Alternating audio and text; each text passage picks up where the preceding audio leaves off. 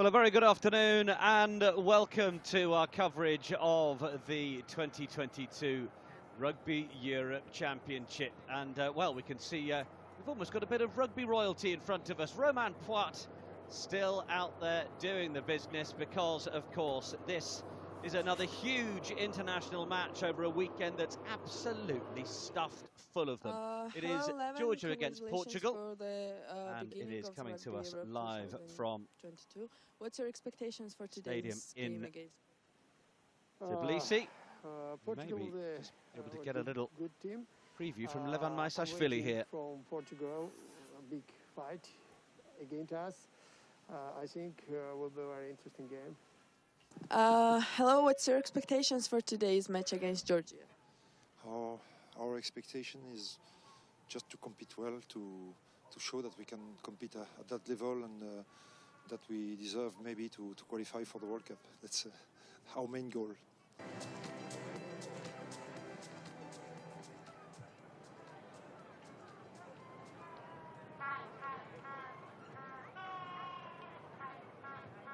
There we go, those are the main goals we're hearing from the two main men.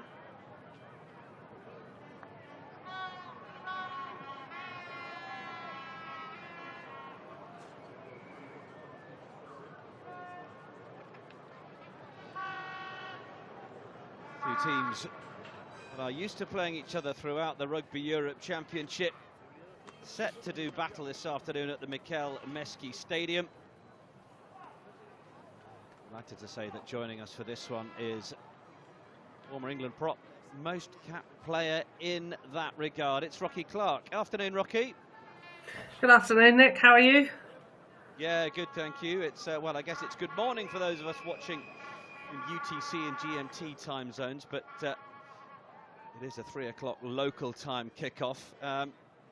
We were treated to a bit of fun in yesterday's match as we opened our coverage of the Rugby Europe Championship for 2022. Romania taking on Russia. It was a real humdinger in the end. A few errors, but plenty of rugby to enjoy, and we're certainly hoping for similar this afternoon. Two sides capable of playing. Georgia, who of course went 5 from 5 in last year's Rugby Europe Championship. But Portugal, well, they won 3 games themselves.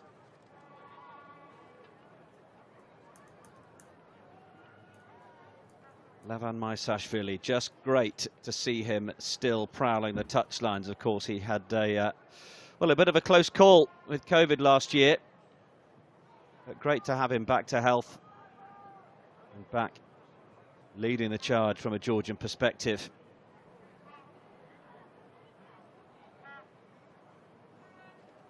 Rugby Europe Championship 2021 and 22 will determine the Europe 1 and Europe 2 qualifiers for France 2023.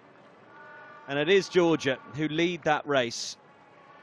They have 24 points, 10 more than Romania and Portugal, with Spain 4th on 12, Russia 5th with 9 points. But still plenty to play for. Still so many of these games absolutely critical as the two teams come out onto the fields. And we're delighted now that fans can return to the stadium. 33% capacity allowed at the Mikel Meski Stadium. Levan Maisashvili has talked about the fact that some players are missing through COVID at the minute. No Sutskiridze, Saginadze, Beka Gorgadze, Shalva Mamukashvili, David Niniashvili, just to name a few. Some of those names really topping the charts. Niniashvili was one of those making the most offloads in the 2021 Championship and the most clean breaks. But we will get to a bit of team news in just a couple of minutes. The scene's set then. Let's first of all enjoy the anthems. Ladies and gentlemen, the national anthem of Portugal.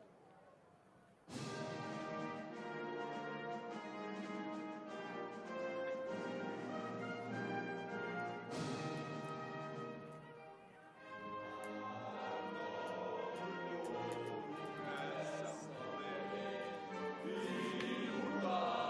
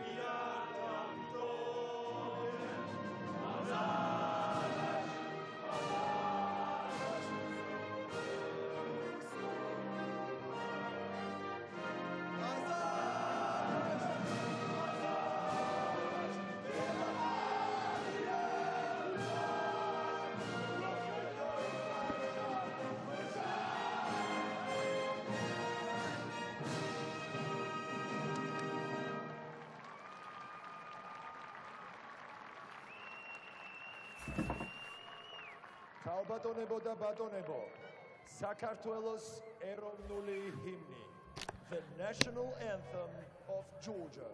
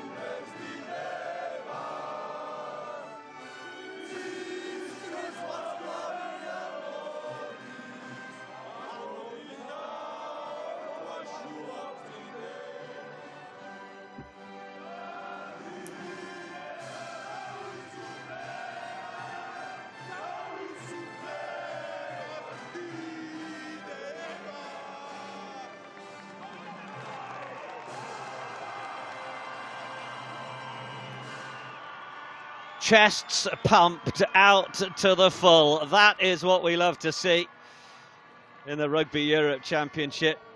But now there will be a moment's silence in memory of sports journalist, rugby historian and statistician Zal Gigineshvili, who was a prominent member of the Georgian rugby community. Of silence to honor the memory of Georgian sports journalist, rugby historian and statistician Zal Gigineshvili.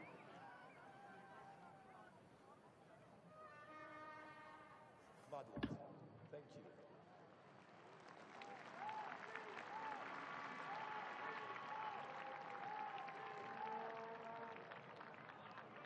Well, respects duly paid. And our wishes go to the family and friends of Zal Gigineshvili. Let's have a look then at Georgia. Levan Maisvili retains just 6 from their November draw against Fiji. Plenty of talent in there. It's Merab Sharikadze in the centre who will look to keep things going.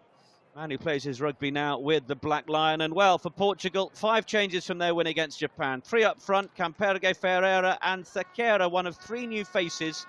The other starter, Vincent Pinto. The change seeing Cardoso Pinto move to 15. It is Roman Poit who will be leading us from the middle.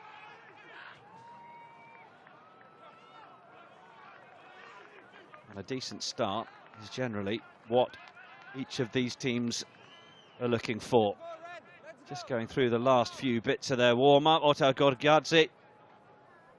They are missing quite a number of names. Mamukashvili, Mikhail Tadze, Saginadze, Tutskiridze, Beka Gorgadze, Lobjanidze, who at least is on the bench.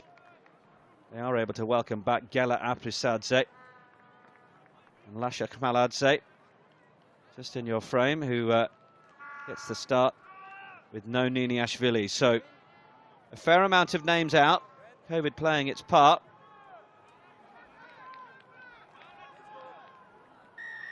With the November they had, Georgia's last test win was against Netherlands in June.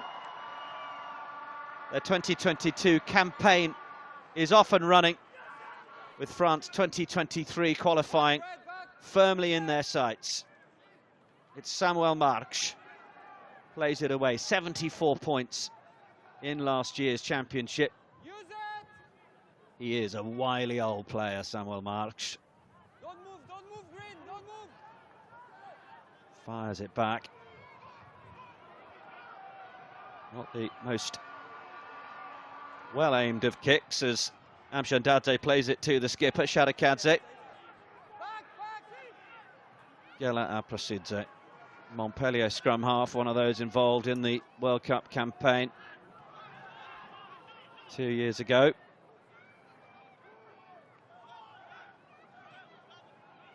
This is good continuity. Well, commentator's curse there. I should apologise to Aka Tabitsadze for that as the ball goes dead.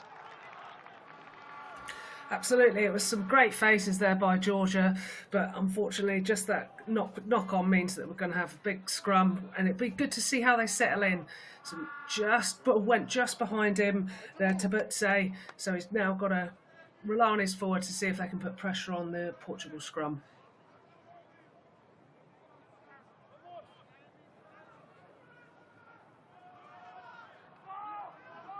This is what the Georgians love. Front row, Guram Gogichashvili, Vano Karkadze and Beka Gigashvili. So bread and butter, isn't it? They're going to be wanting to assert themselves. Absolutely, 55 caps between them in that front row. There is a big old shove, but it's going to be Portugal who get the penalty. Gogichashvili. The man Just went who on that was angle there. pinged. Yes, exactly. What did you see there, Rocky? So just the angle of the loose head just went in and across, so it was quite blatant to the referee. Referees want to see perfect picture, so if they see the head and the shoulders go across on that diagonal angle, it's quite an easy penalty to give. There you go. And he fell foul right in front of Romain Poit, who's not going to be a man to miss that sort of thing. Away from March. Portela on the run around. Portela gets it again, and they are trying to use some width. The Portuguese backs have certainly got plenty of talent. We saw that in last year's championships in their 3 victories. All's just been knocked on by the new man, Stevie Cerqueira.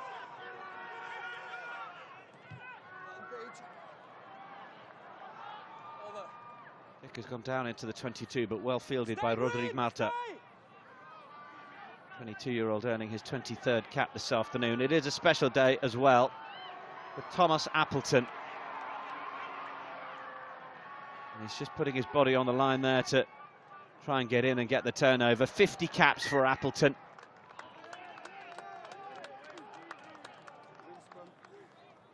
Tremendous to get 50 caps there for Appleton. It must be a huge day for him. I remember getting my 50th running out against USA at the World Cup, and just the beaming pride you have coming out and knowing how much you've played for your country and everyone giving you the recognition is just amazing. So he's joined the 50 cap club. Well done. Yes, he's got a little way to go to join your 137 club, hasn't he? Just a little, but he's on the right track. 27 years of age, Thomas Appleton, but chance to see the Portuguese in action at scrum time.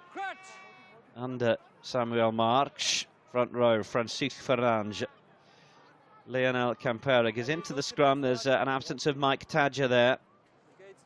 Diego Ferreira, man who plays his rugby at Stade Dijonais. Played a bit at Sale and Newcastle Falcons as well.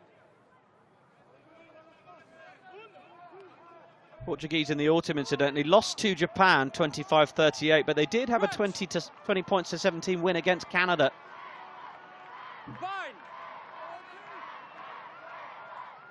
Last minute score from today's fullback Manuel Cardoso Pinto. They're going to use it.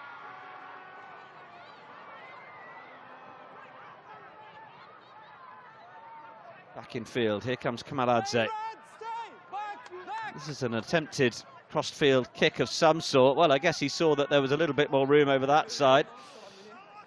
Perhaps under a little bit of pressure, so wanted to head in that direction, but not a whole load of yards there, was it?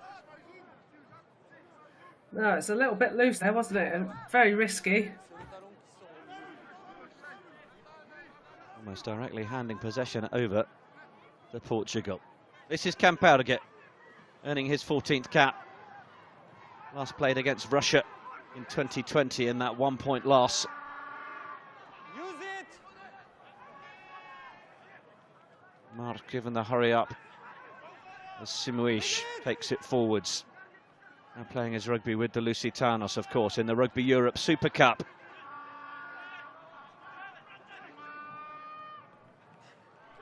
Now then, good work from Portugal as they come flooding around that left side. Georgia have tried to counter-ruck here, but it is still there.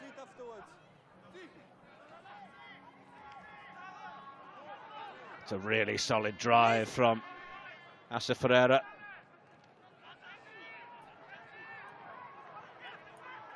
Good continuity this from Portugal, and Oh, now then, was that knocked down as Samuel March tried to play it?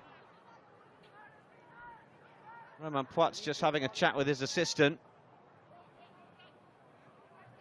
An all-French team, Ludovic Kerr, Stéphane Boyer. I think it's just been given as a knock-on.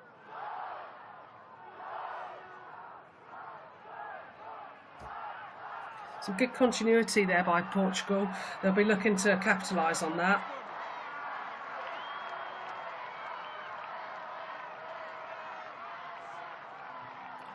Some experience in this front row with 36-year-old Fernandes and Cambergi, and the youngster Ferrara, 25.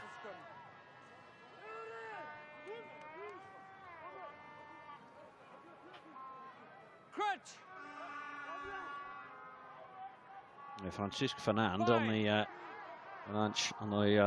Luced side. She never lived in Portugal. Parents moved a fair time ago.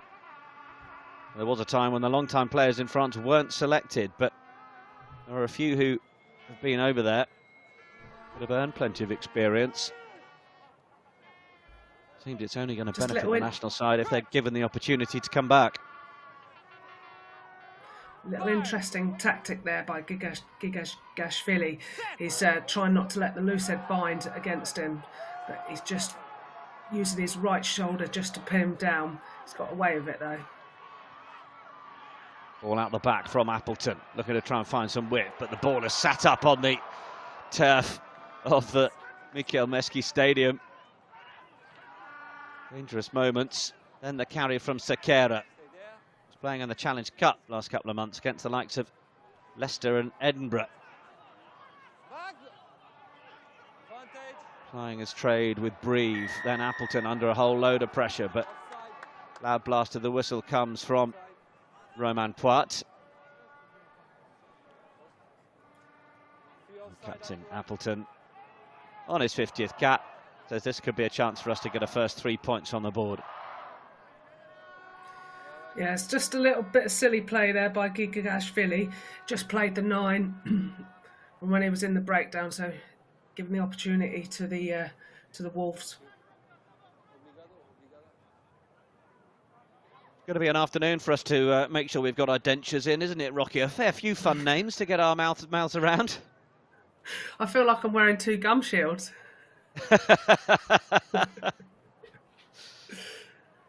Very grateful to the support staff of Georgia and Portugal for sending over their pronunciation guides. We are doing our best. Doing his best. Samuel March opens up the scoring then. Portugal get first blood, leading by 3 points to 0.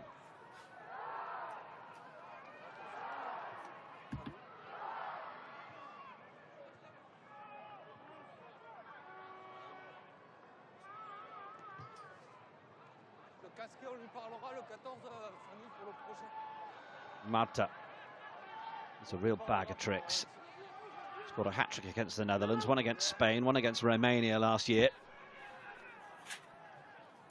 There was a point before the November internationals where Marta had scored against all 10 opponents that Portugal had faced that he'd played in, except Russia and Romania. Quite the stat. But now, this is a little bit more like it from Georgia. Well, as I say that, the ball is smuggled back. Long, deep pass. Appleton there, happy to make the clearance. Georgia have got to do it all again. Tabitsadze. Looking to try and find a hole. Finds half a one. Bowls a speculative ball inside, but it was just touched forwards. Aldoso Pinto won't have too much running to do. We will come back for the scrum. Georgia just seem unable to settle at the minute.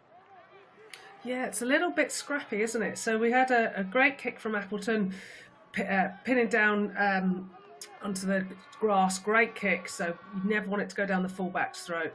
Found some grass, but the chase from Portugal was pretty sloppy. So then we had a great carry back, but then we lost the ball in contact. So need to build on that, look after it. Ball retention is key. be disappointed with that, being stripped Shardaski. Yeah, he's playing in the Black Lion side that takes part in the Super Cup. One of those players that, when Georgia played France in the autumn, said he wanted to prove to French supporters that Georgia are good players. Well, plenty of them play in the top 14 and are hugely valuable to their sides. Just a blatant little hand in there from Sakaya, getting his first cap. The ball hadn't gone through the prop's leg, so he just used his hand. That was right in front of the referee. Quite obvious, and hopefully he'll learn from that. Not going to get away with that on the big stage, are you? No.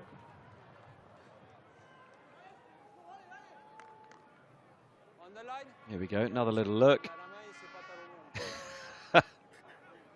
Just needs to use his leg or his knee there. Can't use your big paw. Stay at 10, Green. Stay at 10.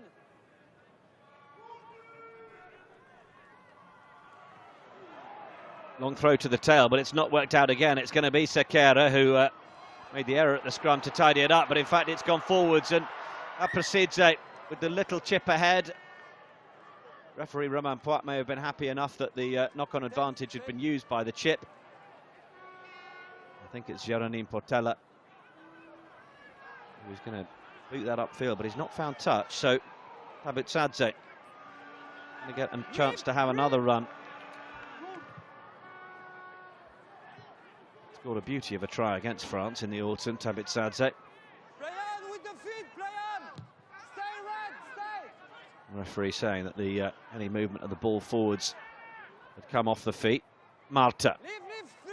Don't play 7. chipped it above for himself. It's gone backwards, First green, or has it? second red. 2 knock-ons. First off Portugal. Georgia will have the scrum.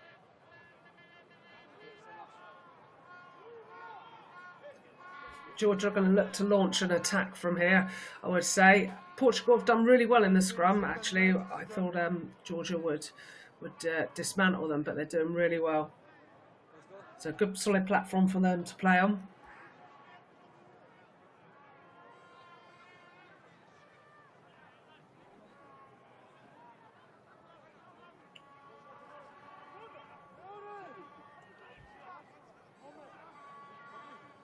Lelos have won their last 8 meetings with the Wolves since a 20-all draw in Tbilisi in 2009.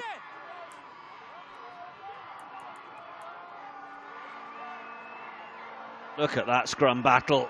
All that pressure coming on the front row. Then they start to come up.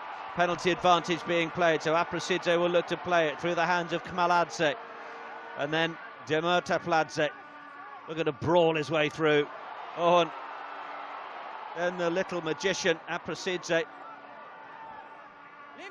just wanting to try and snipe round the corner. Is that ball coming back? Stay green. It's a red. Dadze is going to have to get in and play it away. Portugal come firing up, but the likes of Beka Gigashvili and Gogicashvili were very happy to just hold on to the ball momentarily. Aprasidze once more, then it's been lost, but backward, says the referee. But Portugal with the chance to use it. Bit of indecision from Jean Souza. Wanted to play it out to the wing, but thought you're the only person there. This game is pretty loose, it's fair to say. It is a little, yeah. But, you know, there's so much at stake here for Portugal. We're wanting to play well and get a result against Georgia. We know Georgia coming into this on fine form, but I'm really excited by Aprasidze. His footwork, taking the tempo of the game up, that might be causing a little bit of the looseness because people may be not able to cope with the speed of the game, but certainly that intent to try to go forward, to play with tempo is just what we want to see. Brilliant scrum last time. Such a good battle. Perfect for scrum balls like myself. That's it. 137 caps for England in that front row from Rocky Clark, who's with us on co-commentary today. That one's ended up as a little bit more of a mess. Yeah, both front rows will be thinking they're doing the right thing, and when the referee speaks to them, they'll disagree with them. It's just what we do.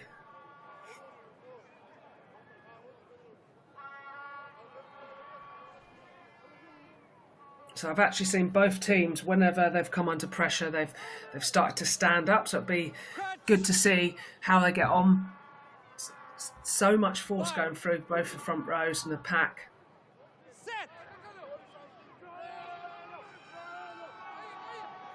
It's a huge shove from Georgia, Wow. but they managed to use it. Simuish getting the ball away, and then the kick downfield. Portugal beginning to... Oh, now then, that is a absolutely exceptional bit of skill, but one of those that could have gone anywhere. Because of Stuart Hogg in the Calcutta Cup match yesterday, but Georgia holding on to the ball, and they've got themselves up to the halfway line here. Really impressive stuff initially from Kamaladze. But is that the turnover for Portugal? Yes, it is. Now they've got a chance to come running down while one of the Georgia players is on the floor. Joao Granate is not going to stop. In a regular in the side since his debut in 2017. Now a little bit more width. Portela is out there. Marta stepping in away from the touchline, but Georgia want to shepherd him that way, and that will do nicely. Wowzers, end-to-end stuff. Started off with a scrum under huge amount of pressure. Georgia really taking it to them. Portugal got it out wide, made the little kick, and wow, some exceptional skill there by Kamatsa Gate to put his player away. Swinging it back in. Could have been an intercept or a try the other way, but fair play. Managed to get it away and get the break in. It's Miriam Mobibadze who's the one who was giving us the acrobatics. Absolutely brilliant. Last game was against Romania in this. Offloads. Yeah, last game was against Romania in this competition a year ago. No Sandro Todua. We enjoyed that.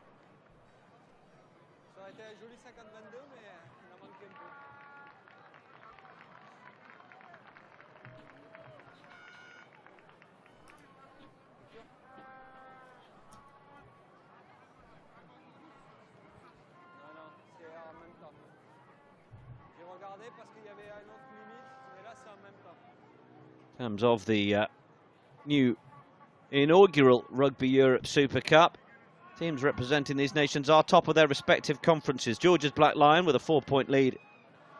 One game to play in Conference A. Portugal's Lusitanos already confirmed their place in the knockout stages. 6 wins from 6. Red, please. Red. Let's go.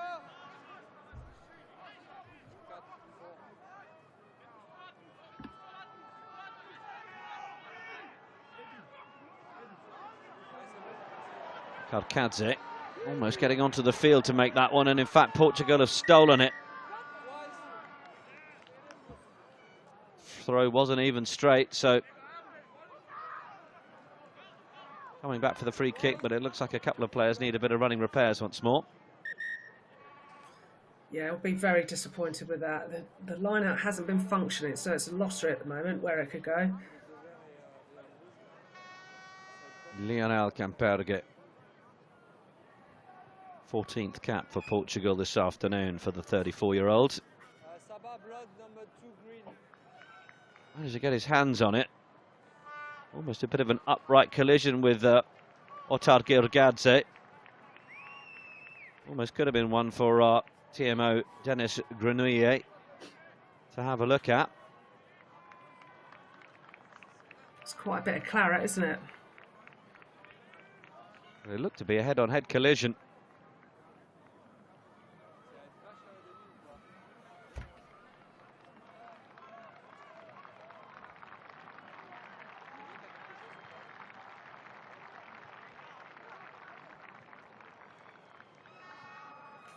So at least while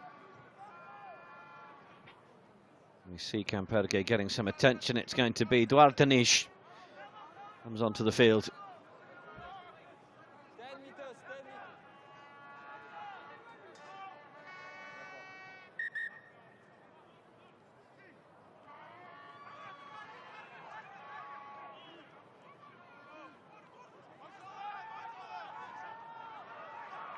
To the 22 come Portugal.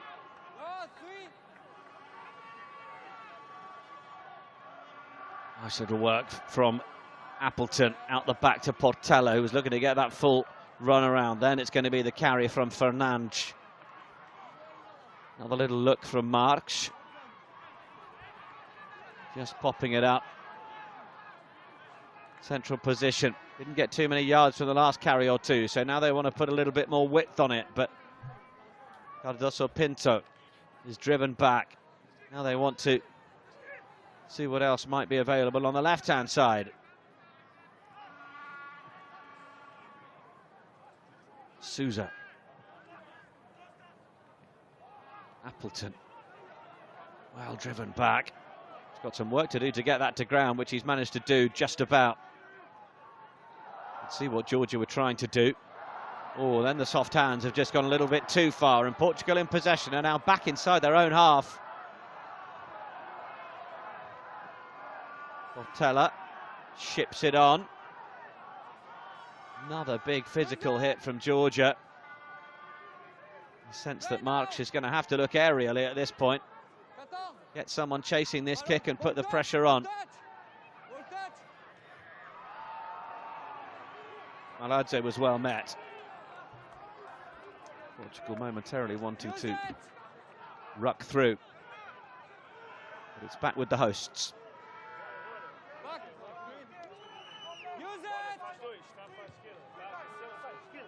Prosidze.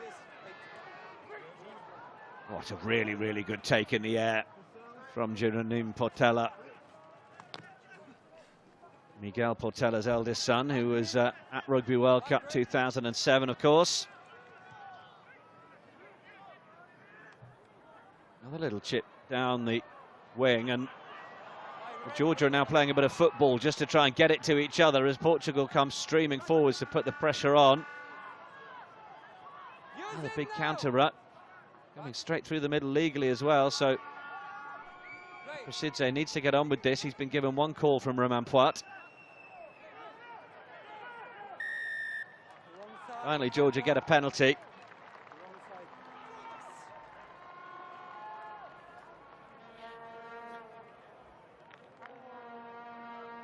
He's just been trapped in there, hasn't he? It's very clever play by Georgia, hold him in there, but appearing to the referee that it was full on the wrong side.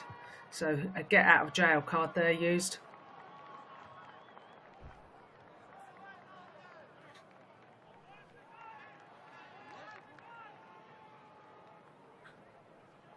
I think these players are quite tired. That ball was in play for what seemed like eternity. It's a front row forward running around. You're going to be blowing there, needing some gas. Yeah, Beka Gigashvili certainly seemed to be on his haunches for a moment there, didn't he? One of those who faced Fiji in the autumn, as well as playing them in Japan. 15-all draw in November for Georgia against Fiji, a vast improvement from the World Cup loss of 10 points to 45.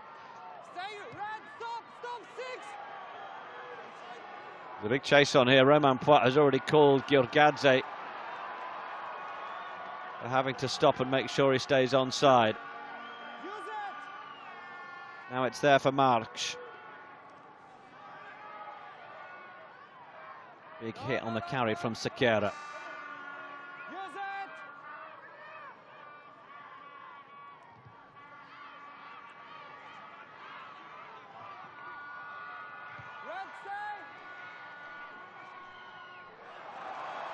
Oh, now was that touched by Cardoso Pinto? Has he inadvertently given Georgia the line out, or are we coming back from where it was kicked?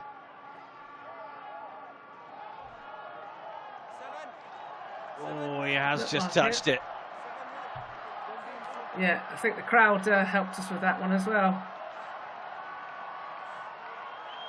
Certainly turning up the volume. It was an exchange of fairly aimless kicking, it has to be said, but it is allowing Karkadze, the 21-year-old, to get this in. But again, the Georgian line-out has failed abysmally. Portugal can come away with it from Marks through Portela and Appleton. A little bit loose, but can Vincent Pinto on his debut do anything. No, not on the ball first. Use it.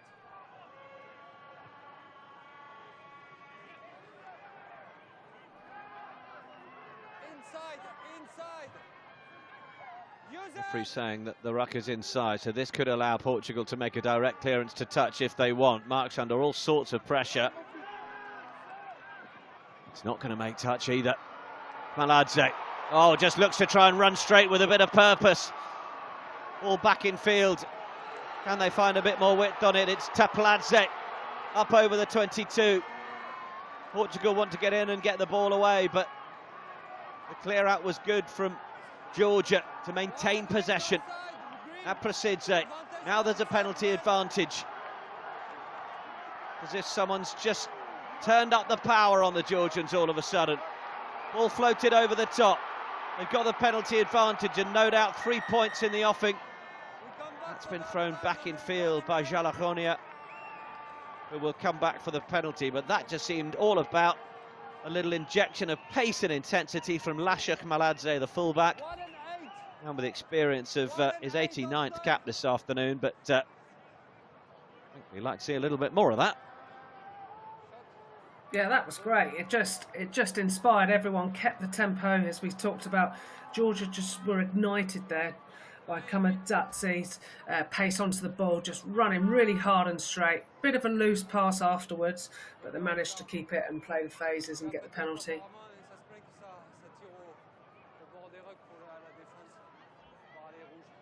Chance then for Georgia to level things up from the tee.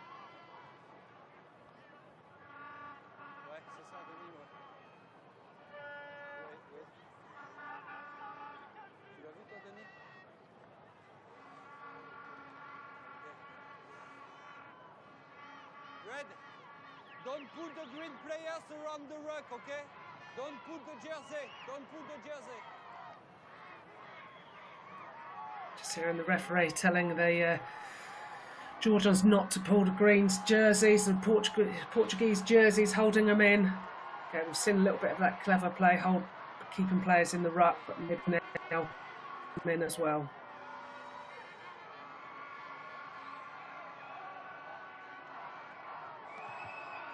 Pedro Abjandadze then. The flags go up, and it's 3 points apiece in Tbilisi.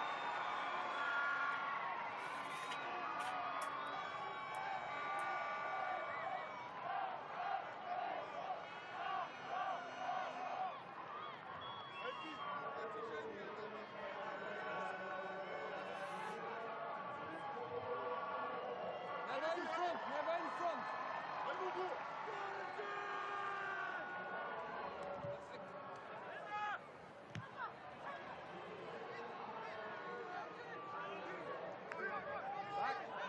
Use it!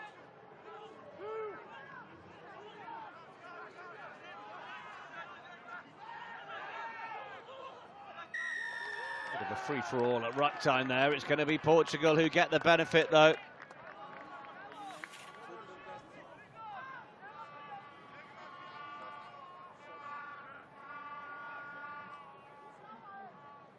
Marta, I think, wanting to suggest that there could be a little quick tap-and-go option, but given the low-scoring nature of this game so far, it seems appropriate to go for posts. Great work. Just holding, pulling the ball up, getting the penalty. Okay, so it's just a chance for Portugal to take the lead.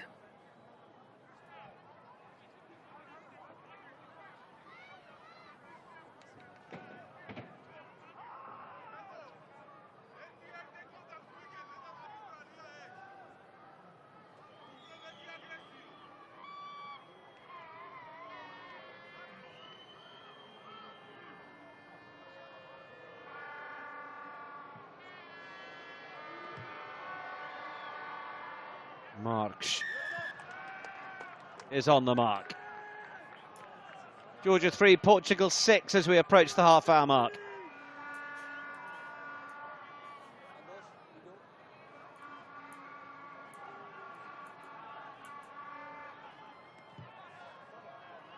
Restart from Abjandadze. Comes down just outside the 22. Use it! See the frame of Luka Japaridze onto the field.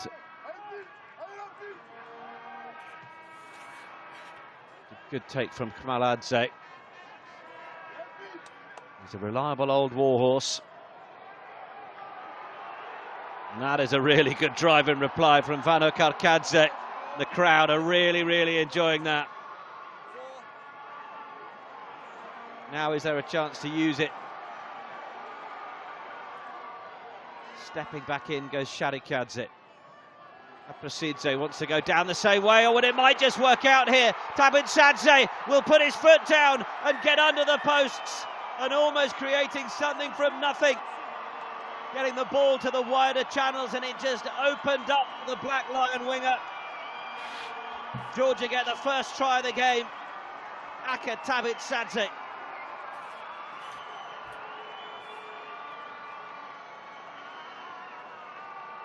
What a try. Great finish from Tabitsadze. I think it all started with the hooker's carry and everyone grabbing hold and latching him through. It's like a running scrum. Just managed to get all the Portuguese off the back foot and then managed to get it out wide. And what a finish. Just bounced and went through. Tabitsadze get the first try. He was scoring in the autumn and he's done it again.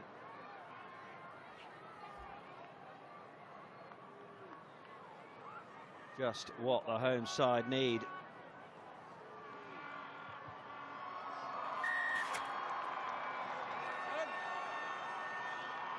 Conversion good as well.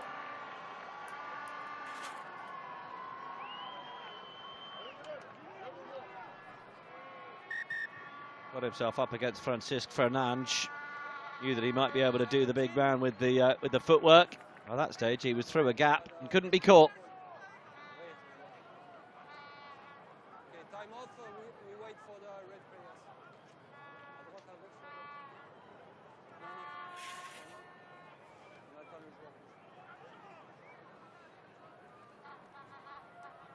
All good? On attend un coup de sifflet. On the whistle.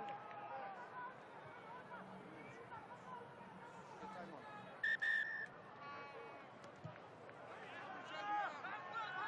Georgia 10, Portugal 6. On right, stay!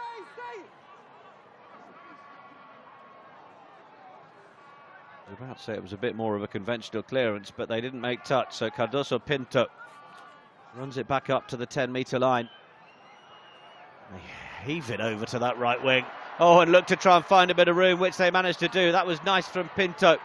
Portugal looking to strike back immediately, but they need the support now. Can they find a way to the wide channels here on the left? It's not the tidiest. Fernandes goes down on the ball, but Georgia have got it. And a moment of positivity from Portugal ends up in a penalty for Georgia.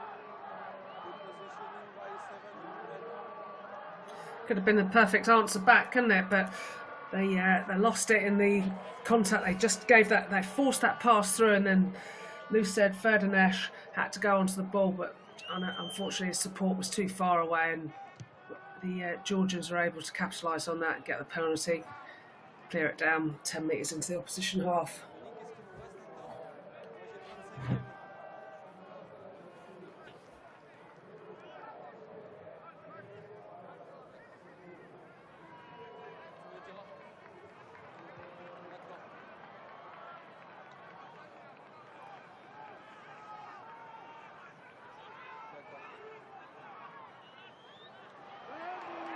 Oh, a juggle at the top of the line out. It looked for all the money that Georgia had won that, but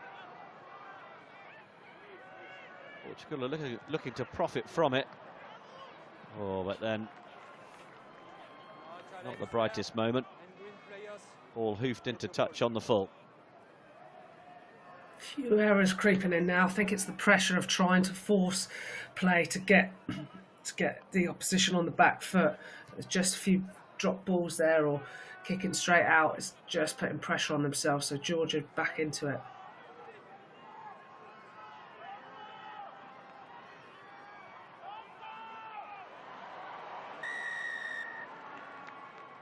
Loud blast on the whistle. Portugal playing the arm in the line out. Again, a lot of these penalties are quite obvious that you can see Madeira just got his arm through his opposite number and just pulled him down, and how they landed, where they were taken out from their lifters, it's quite obvious that they were was pulled down. I think he had both arms wrapped around him, to be fair. It's quite obvious, especially for the touch.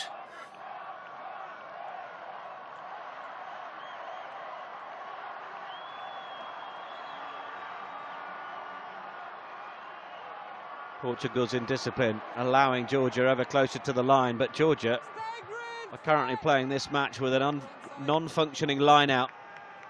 A huge boot downfield as well. Abutadze, the try scorer, infield to Kmaladze. 34-year-old fullback gets it high. It's really well taken by Jeronim Portela. Do they fancy something back down this side? They think better of it. More depth as Georgia start to come forwards. Aerial is the choice again.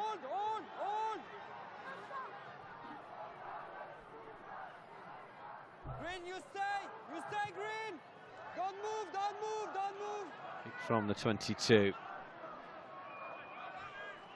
Not going to get over the shoulder of Aprasidze. Maladze.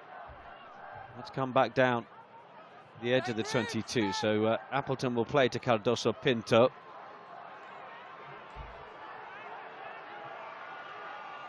(30-15) in terms of this particular rally, but now Aprasidze wants to play. It's gone backwards there. Referee happy enough from Sharikadze, not the tidiest, but however it comes at this stage. That was poor service from Aprasidze. He's got more experience than that, the youngster. Referee saying there's 5 minutes remaining of the first half. Could do with both sides doing a little bit of catch and pass training over the break. Yeah, it was a lot of kick tennis before that, and certainly as a forward, I can imagine they were just wandering around in the middle by the end, waiting for somebody to knock it on or run it. So somebody ran it in, and then the knock on from Jurgot was a welcome breath for them. It is one of those moments during aerial ping pong. Our eyes are drawn to the ball, but if you do watch the packs in the middle of the field, it is a case of trundling 3 metres one way, then 3 metres back. Yeah, no, you go settle. with it for a couple, and then you just stay still in the end, waiting for them to stop mucking about, get back into it. Thankful for a scrum.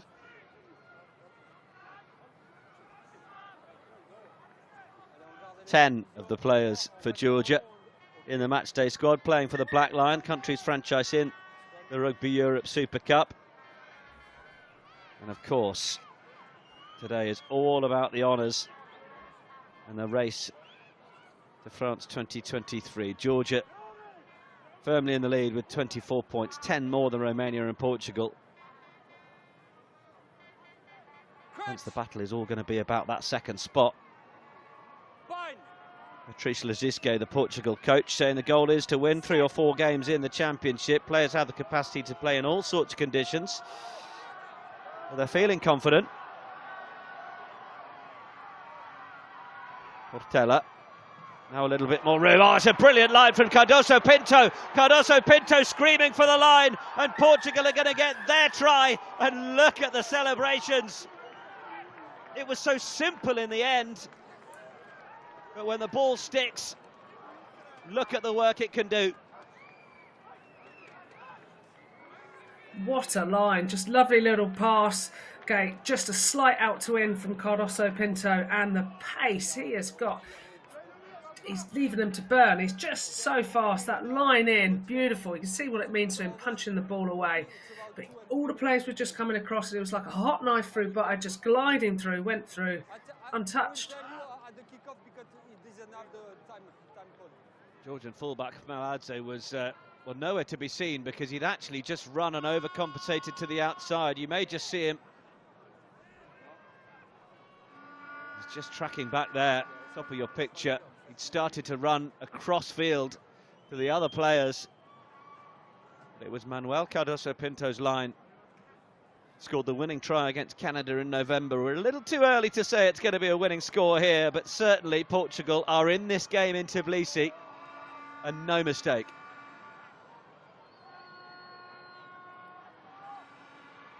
It's exactly what we want before half-time. Exactly. Can he make it a 3-point lead? Oh, he's just missed it. Portugal have their noses in front. Well, the slenderest of leads.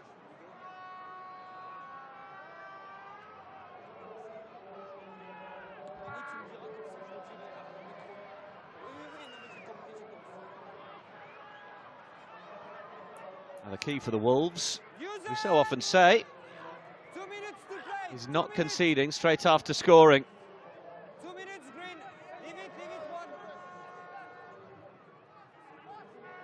To Marks, Portela, Appleton need to use their experience in game management here.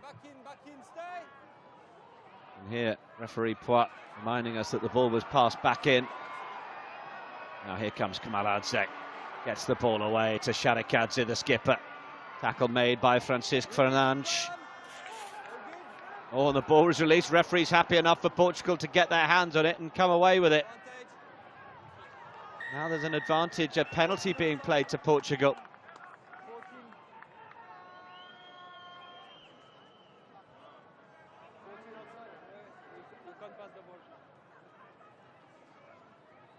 One minute to play, 1 minute.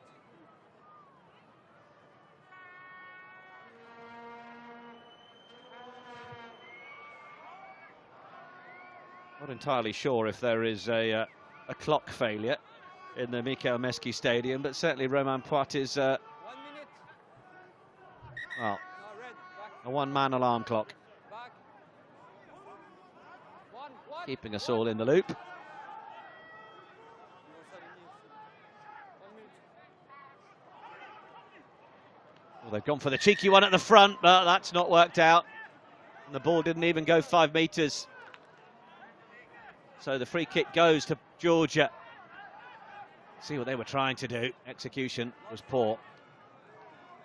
Yeah, just that little trick play down the front. Lineouts haven't been functioning, so you've got to come up with some other stuff. But as the law says, it has to go 5 metres, so quite an easy one there for the referee to spot.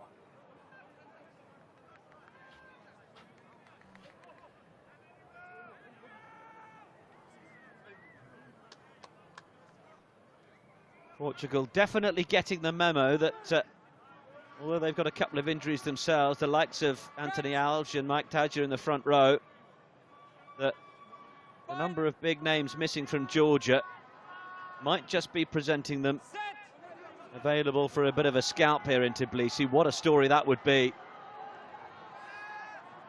Scrum's not going anywhere. Coming back for Georgia. Now the referee's playing an advantage.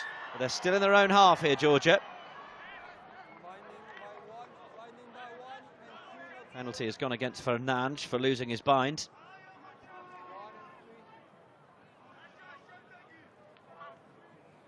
Georgia just starting to assert their dominance in the scrum now, using some clever little plays, hinging, bringing that shoulder down, making it look like the loose head had collapsed it. So obvious one for the ref.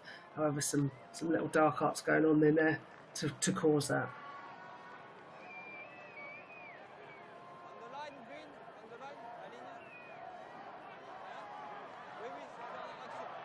Abjandadze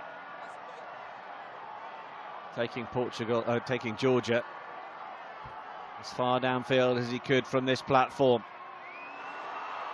Georgia need the line out to function, which it's not done all game, but now they start to rumble. Portugal have managed to successfully defend the initial bust.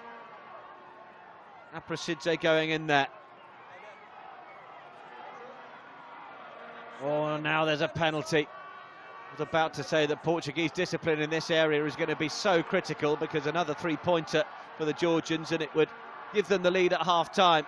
Are they looking for more than the 3 points? Well, that is a loose old ball. You sense that referee Poit may just bring them back for the pen.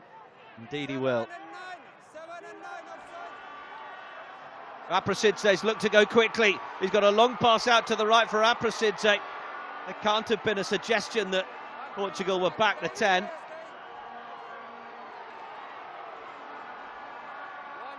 Raymond Poit is playing the advantage for that. Aprasidze will get another chance to have a little look. Not entirely sure the quick tap was on, but if it eventually results in a 5-pointer, well, they won't think too much more about it. Aprasidze round the corner once more. Georgia 5 metres out, then the quick pick. Kurdikashvili is over, and Georgia do get the score before half-time. What a response. Didn't think that quick tap was on, actually. Fair play, managed to kick the ball and get it to Kurdikashvili, sorry, put my teeth back in, and see it over in the corner. I think 95% of captains... for Georgia. Sorry, Rocky. That's okay, I was just going to say, I think 95% of captains would have taken the 3 points, but now they have potential to have the 7 by Apraditse's quick tap. Last played in this competition in 2019, Grigor Kurdikashvili. Scored against Spain, now he's scoring against Portugal.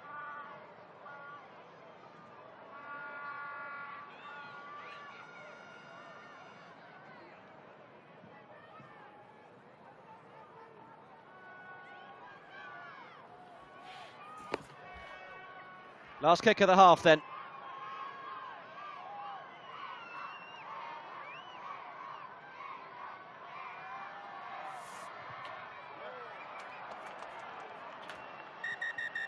That one is not going to trouble the uprights. A blow with a whistle from Romain Poit in a match, well, which is much like the contest we enjoyed between Romania and Russia yesterday, teetering on a knife edge, frankly. 2 tries from Georgia. Portugal with their own from Cardoso Pinto, probably the pick of the 3 in that first half. But Georgia just wanting to make sure that Portugal are reminded as to who are the bosses in the Rugby Europe Championship. It sits tantalisingly at half-time. Georgia 15, Portugal 11.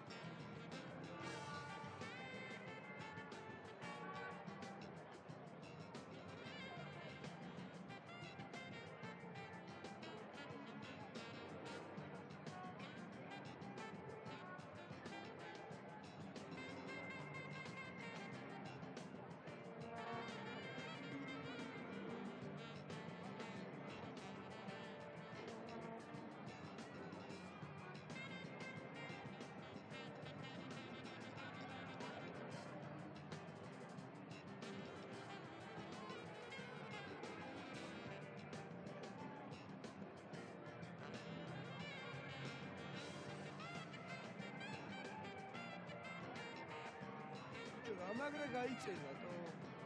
არა.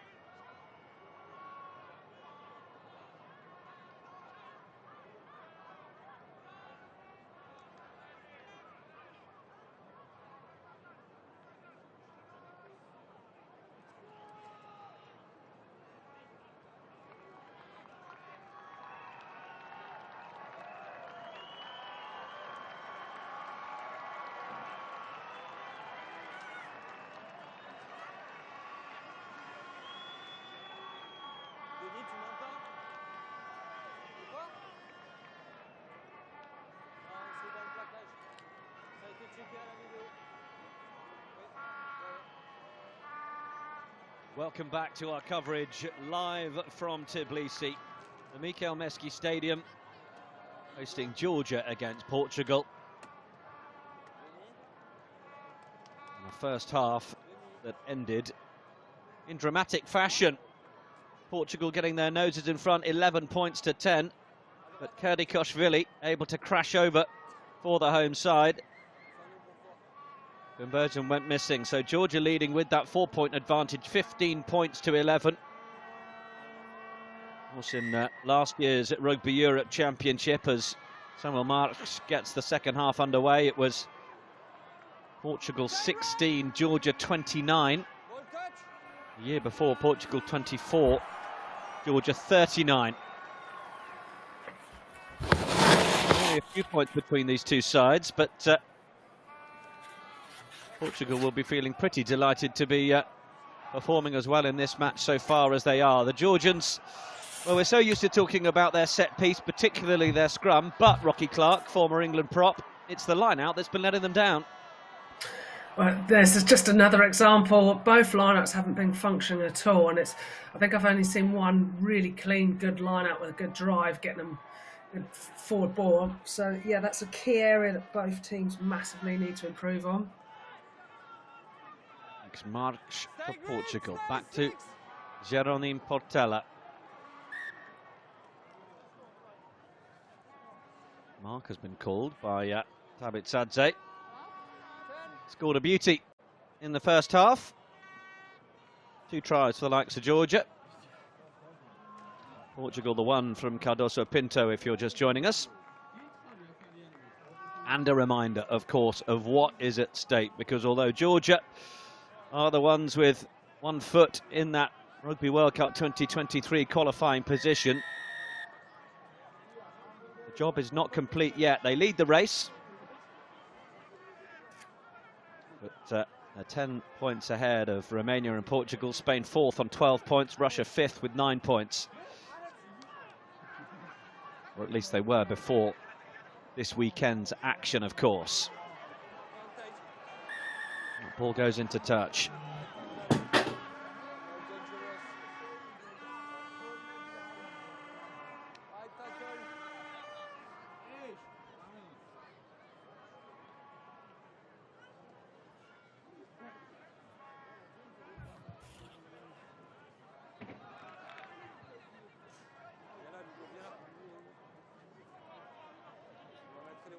On the line.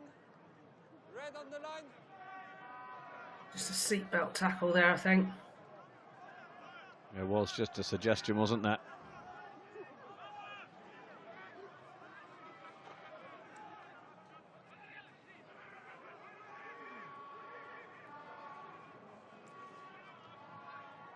Portugal back out for Marks and sending Appleton in for the big carry. Now they'll get the penalty. And Marks wants to go again. Oh, and he's played it away. It's loose. Referee says play on. Portela chips it through, and Georgia have it. But will you question the decision-making there from Samuel Marks? Would have been a long-range penalty, but it would have been a chance at least to cut the scoreline down to a point from a Portuguese perspective. And he went on his own. Support wasn't in enough space. And Georgia have the ball.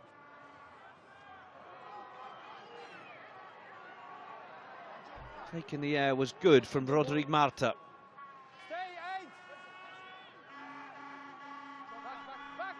Still in Georgian territory, momentarily at least.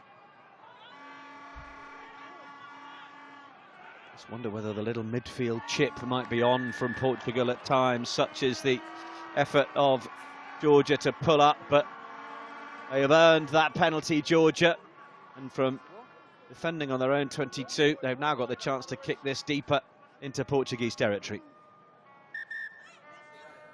There's a general theme. I think Portugal need to work on their breakdown skills. The Georgians are able to survive the clear out, so that means that they're getting a penalty for holding on. So the Portuguese must centre the player that they're clearing out, use levers and drive them off. At the moment, they're just in a really strong position, craning over, hands on the ball, and getting the reward from the referee. It's a small area that'll make a huge difference to them. Five. Who's five? You are five? Yeah. Don't jump across at line out. Don't jump across at line out.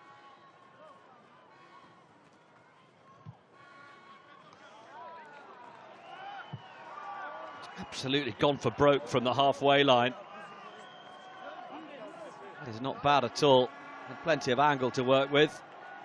And you know exactly what Georgia will be eyeing up here. So important then for the line out to function. Which it does.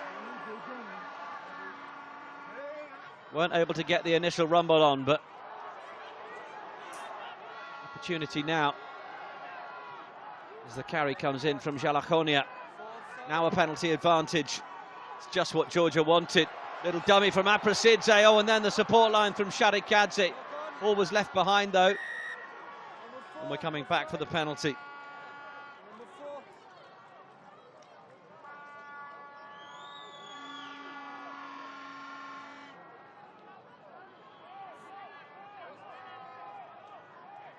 Having a little look around momentarily for what the option might be, but Abjandadze eventually, with a bit of chat from Shadikadze, decides that keeping that scoreboard ticking over is the order of the day. Absolutely, I think that's a sensible thing to do. Now, if they go up, then that's a converted try. They're above now, so puts a huge amount of pressure on Portugal.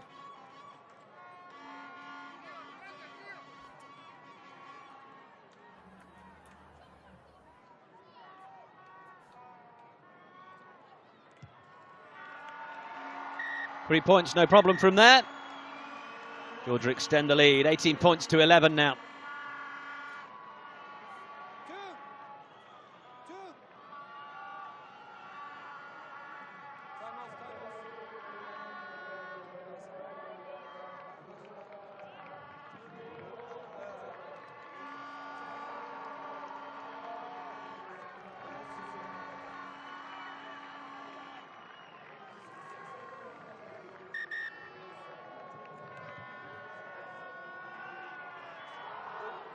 Portugal restart.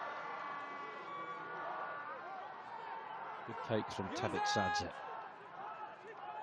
Small in stature, doesn't shy away from the physical stuff. We've already seen how quick his feet can be.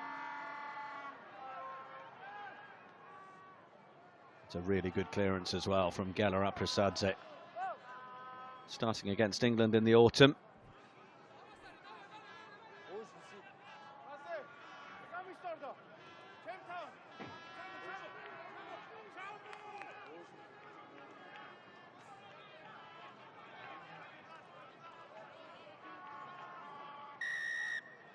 Vasil Lobjanidze awaits on the bench, but there's the free kick. Portugal don't want to hang around. They are all about high tempo when given the opportunity.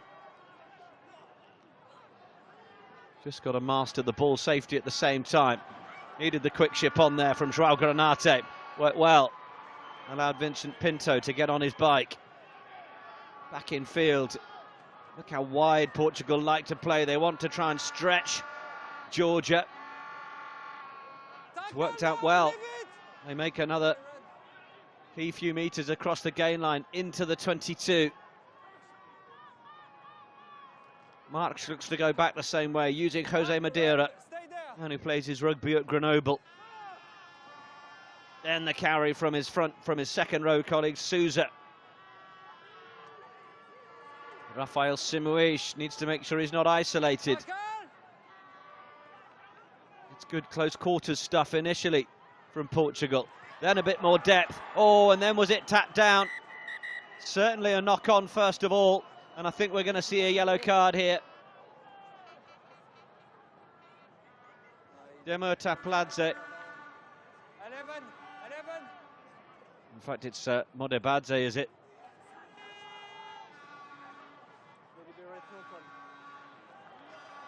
He looks a little bit guilty as he walks up today. He knew what he'd done.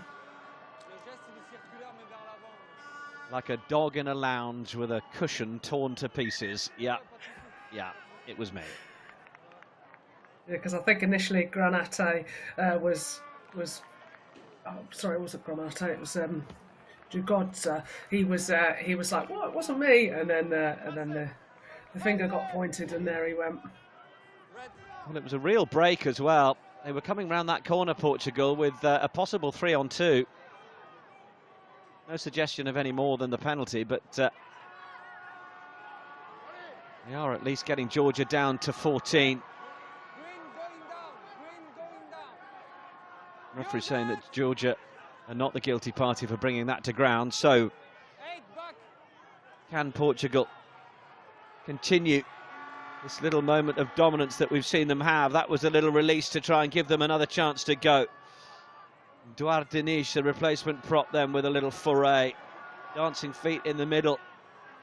Was it Appleton? Now arriving. Cardoso Pinto already on the scoreboard this afternoon with a first half try. Out the back it goes. Oh, Portella's looked for the crossfield kick. Aerial battle is good, and it's been won, and it's been finished by Rodrigo Marta.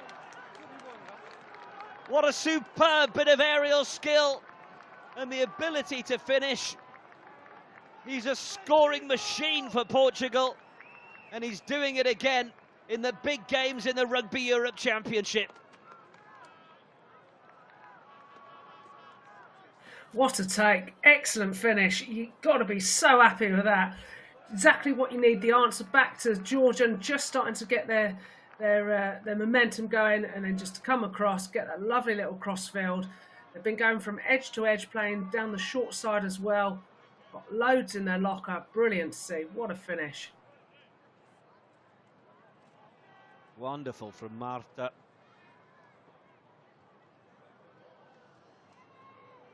Fourteenth try for Portugal.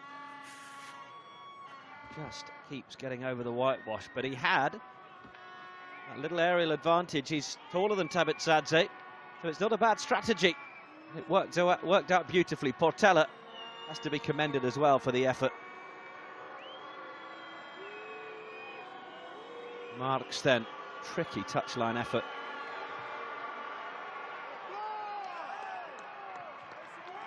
Oh, it's a brilliant kick.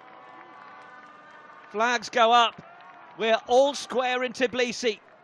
Georgia 18, Portugal 18.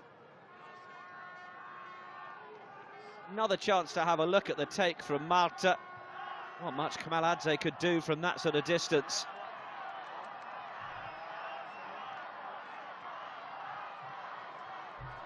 All to play for. It's exciting stuff.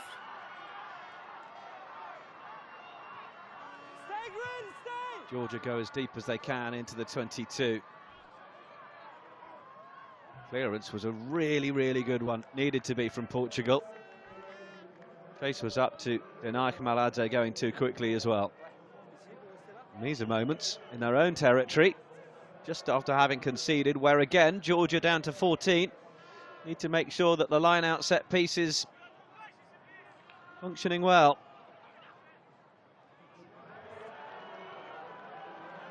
Seems that whatever Levan Maisashvili, the head coach, has told them at half-time is having a positive influence on them at set-piece. Portugal with a couple of numbers in, but Aprasidze decides it's time to send it out down the back line. Now a penalty. Portugal not rolling away. Try scorer Kurdikashvili coming forwards. Not too much on out that side. Tbilisi well scragged. We'll come back.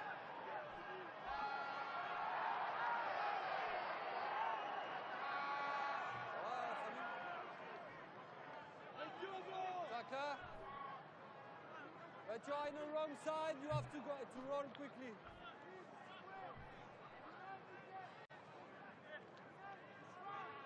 Just seems as one team starts taking the momentum, that they just lose it and then just take their foot off the gas. It's got to be backed up. We talk about chains in rugby, links, that doing 2 or 3 positive things, backing them up, not doing 2 things and then giving away a penalty.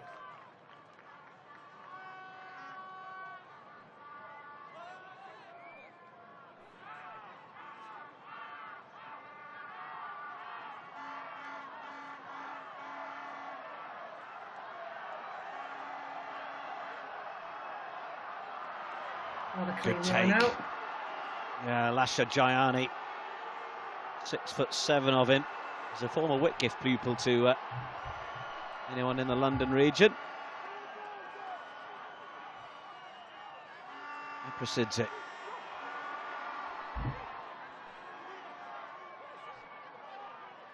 Is it Portela who may have just stayed down for Portugal? Proceeds again. Looking to just keep that service regular like clockwork. Options of the carriers. It's going to be Jalajonia this time. Top ball carrier in last year's Rugby Europe Championship. Oh, that's another brilliant line from Tbilisi. It's just what he was built for. And then the quick pick. How close to getting the ball down can Giorgadze go? He's been held up. It'll be a goal line dropout. And I think we've just got a moment's pause from Romain Poit.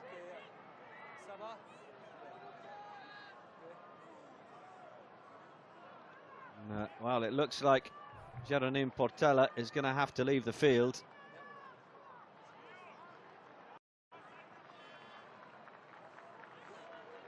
Herculean defensive effort, wasn't it? Yeah, fantastic from the Portuguese there. He's going to be really disappointed with that, though. The Georgian flanker being held up there. Obviously now it's a goal line dropout and it's a wasted opportunity. So you need to be really set. Make sure you get low on those carries so you don't get held up. Yeah, it is the jeopardy of that change of law, isn't it? I have to say I'm quite a fan. You've either got to be looking pretty good to get the score, or if not, it's going to be a turnover. But having said that, Georgia are not seeming to be too cowed by the fact that Portugal had to goal line drop out back towards them, so they will just take up the cudgels once more. Aprisadze, oh, that was a little bit loose, and now Portugal hack it downfield. It's really loose ball on the floor. Anybody's really. Green shirts throwing themselves at red shirts in possession. Aprisadze goes aerially. And backwards initially. Now there's an advantage being played. Rodrigo Mata, the try scorer, takes it up. Now the replacement, there is an advantage being played as Pedro Lucas goes, and this could work out nicely for Portugal. They've got to try and look for the support as it arrives. It's not going to be an immediate line break all the way to the line, but this is Portugal looking dangerous again. Appleton, he's looked for the Hail Mary over the top. Oh, this could be quite the finish if Portugal can get there. Last-ditch tackles from Georgia were absolutely up to scratch. Appleton, the 50 capper, driven backwards. It's electric rugby from Portugal at the minute. Then the ball tipped on. Can they get themselves back in front? Another super carry. Quick ball picked up, Cardoso Pinto. Then they try and ship it. A metre short from Appleton.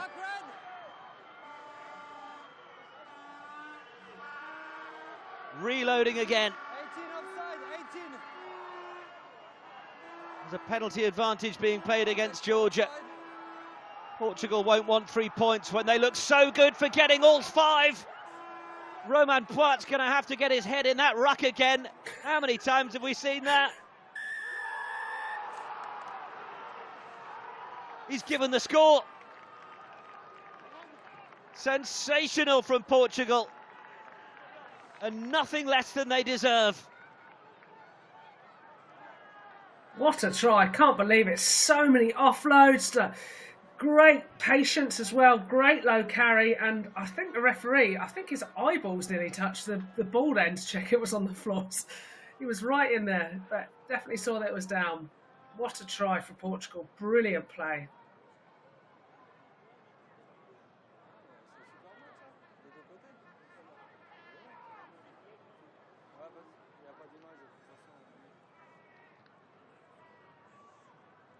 He's getting right in there, wants to check thoroughly that it's on the floor, and I think his head touched the player on the floor. He was that low.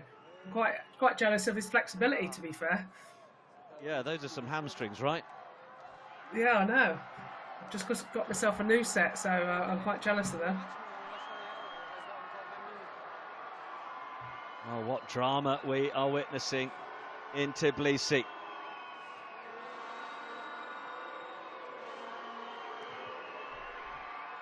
Marks to add the extra 2, which he does. Portugal open up a 7-point lead against Georgia. 18-25 now.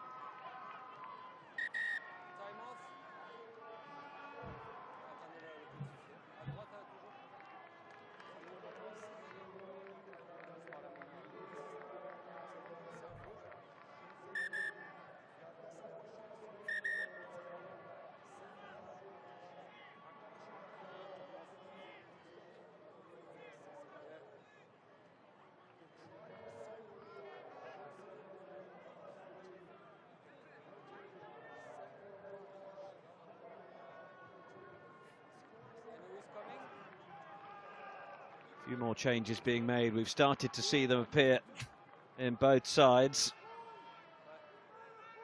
It's worth saying, just a little refresher on how those points look going into this one. Over the course of the 21 and 22 Rugby Europe Championships, where we're just getting underway, of course, this weekend. But Georgia with 24. Spain with victory yesterday, getting up to 17 points. Romania on 18, but, well, if Portugal could pull off the unthinkable here, that would certainly put them right back in the mix. And if they can deny Georgia any points, well, it suddenly blows Rugby World Cup 2023 qualification wide open. Georgia will still feel like they're in the driving seat, but what a turnaround result here could do for it. Plenty of time to go, though, as we approach the hour mark. Georgia will need to keep cool heads. That ball's just, oh, it's just bounced up. It's not gone over. Thought it was going to trickle a little bit further. It's kicked downfield. And that will do.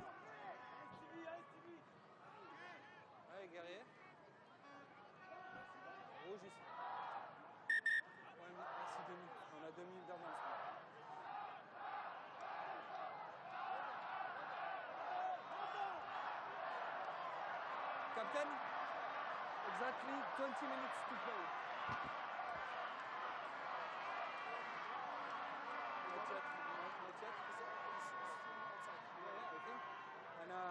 Tabi Satsay just receiving some treatment, checking his hamstrings okay.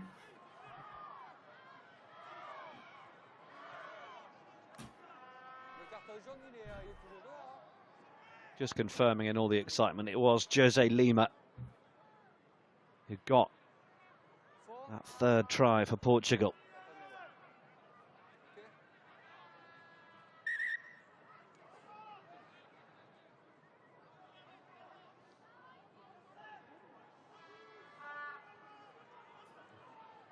Brought down by Madeira.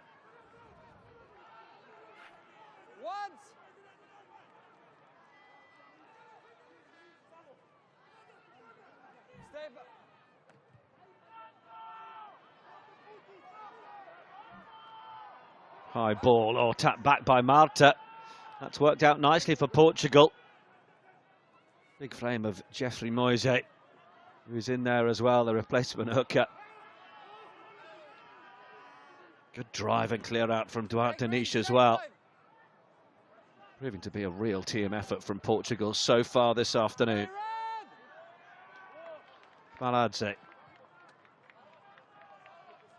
That will do as far as Portugal are concerned. Shake of the head from Kmaladze. Accuracy going to be so important for Georgia now as Nodarcheshvili, the replacement, comes on after Kardikoshvili completes his afternoon. Name on the score sheet.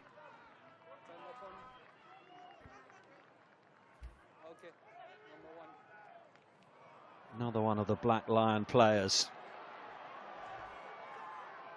This time it's the Portuguese line-out that doesn't work out, and that Pisadze is able to get it away. penalty advantage, and that was experience from Aprisadze. Knew that Marks was on the wrong side, having made the tackle. He's earned his side the penalty. Misha, maintenant c'est toi le capitaine. A little bit silly from Marks there, just being on the wrong side and rolling towards the scrum half. And as we know, all scrum halves are quite wise and know how to draw a penalty.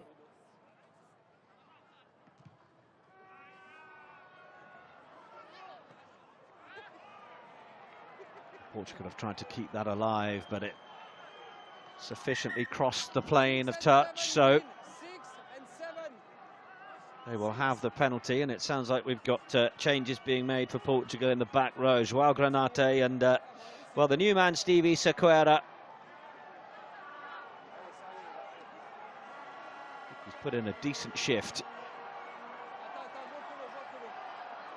on debut.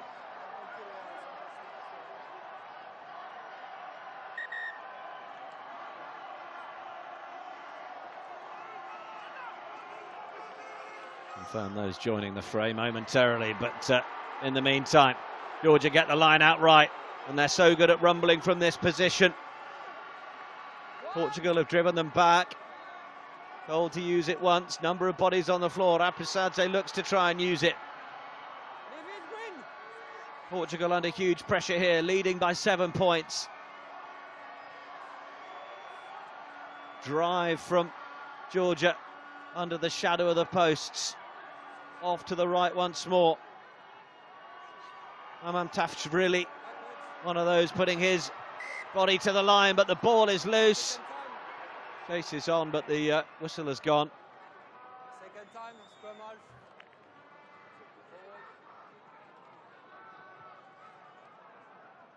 Non, mais après, dans le deuxième temps, il apprend avec quand il va pour récupérer.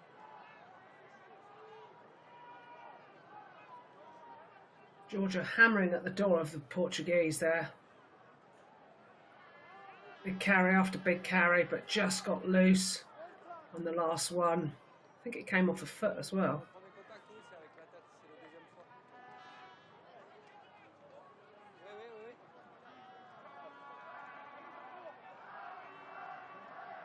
Oui. While we were following the main bit of action, I'm just wondering whether there was any suggestion from Romain Poit as to any more than a knock-on. I think perhaps a knock-on had occurred already from Portugal, so it's just a scrum. If I don't bind call, you don't bind, okay? Maintenant, il y a l'espace, il y a tout ce qu'il faut. So important now the Portuguese really pull together and get a solid scrum here. No, Georgia are just going to try and use all their power, their weight to drive over, or certainly tie in all their forwards. Well, Patrice Leziske has obviously decided as many fresh legs in that pack as possible. We've already seen David Wallace joining, Duarte Portgual. John Sousa's match is over.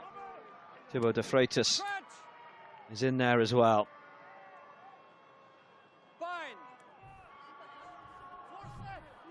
So plenty of new men can change the complexion of the set piece. It's a really good shove from Portugal, though. It starts to turn around now. The pick and the dive and the score. Kornike Jalakodia getting over for Georgia.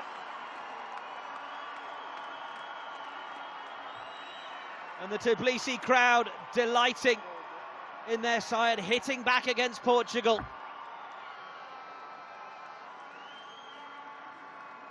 They needed that. What a scrum from Georgia here. We knew they were going to come to scrum and to put the pressure on the Portuguese there. Great sheer across, and it was just unstoppable. Just made that open for that 8 just to pick. Little pirouette back in, went against the other 8 and was able just to dot down over quite close to the post as well. So exactly what the Georgians needed to get back into the match. Most delicate of touches down, wasn't it? Very impressed by the little pirouette as well. You cannot do that. Rebecca Gorgadze. Hey, calm down. Calm down. But this is now Avjan Dadze Georgia, to tie the scores. calm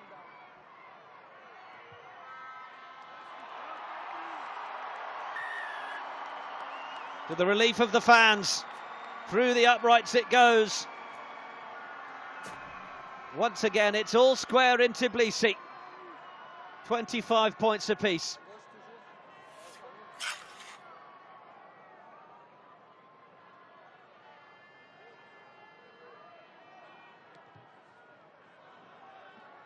Marks with the restart. Tu feras le check de temps en temps. Use it, Red! Nous, il nous reste 10 minutes au tableau, donc on a 4 minutes de retard. Clearance is made by Aprasadze. That'll do. Really, really, really good yards from the Georgian scrum half there at a key point in the game. 13 minutes remaining. Red! Red! Red!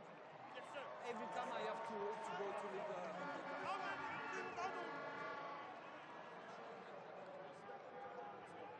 On est sur la ligne à Ludo au cas où 50-22.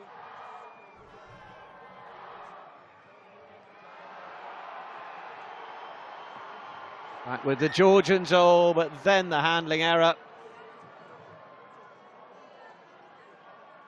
No complaints from Portugal.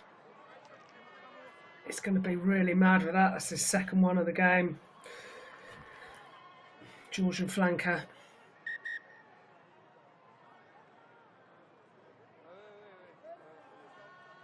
Portugal have to get in front of the opposite jumper there. They've just trying to take it at the front to win it, but the Georgians are getting up in front. So it's a basic of a line-out. If you're going to go to the front, you have to be up in front of the opposition.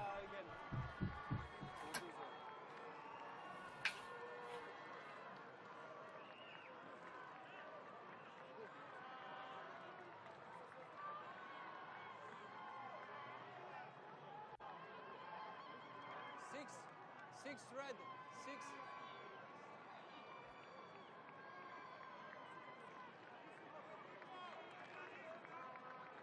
Il reste Denis, 12 minutes. 12. Roman Poit still having to make sure he's on top of the various changes being made.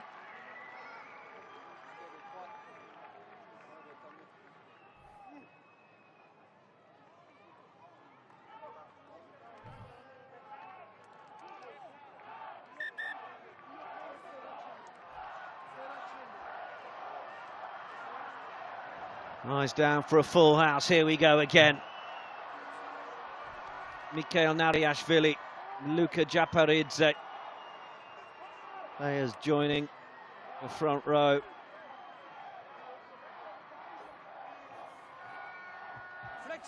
Aptiauri on for a debut. The Georgian number 20. Just packing down on this near side. Played a bit of Georgian sevens. Wouldn't fancy meeting that on a sevens field. That is a huge drive from Portugal and from Georgia, and they get the penalty.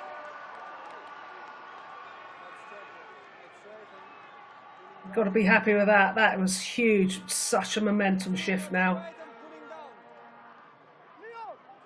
Moise's been on for a little while, but that 16, 17, 18 replacement combination has just marmalised the Portuguese scrum.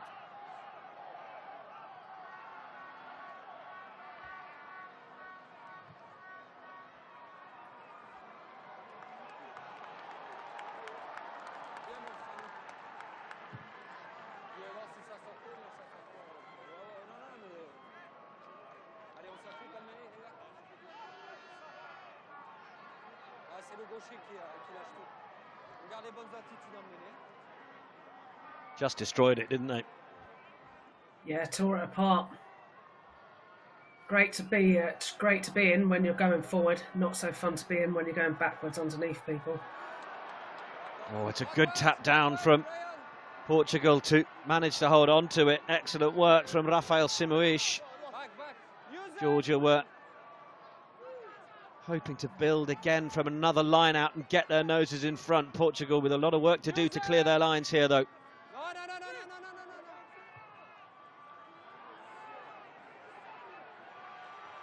Big clearance. Rodrigue Martin again showing super aerial prowess. Pedro Lucas. Scrum half now on. Use it! They've had to move March into the 10 channel with no Portela. Chases on up that touchline. All cleared back downfield. Chase was good. Now Georgia are looking to try and ruck over this, and Portugal managed to just about hold on to it. They have. Told to use it. It'll be Marks this time.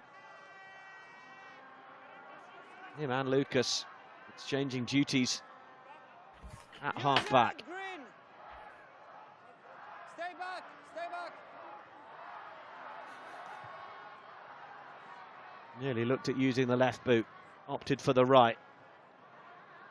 Such tense moments in Tbilisi.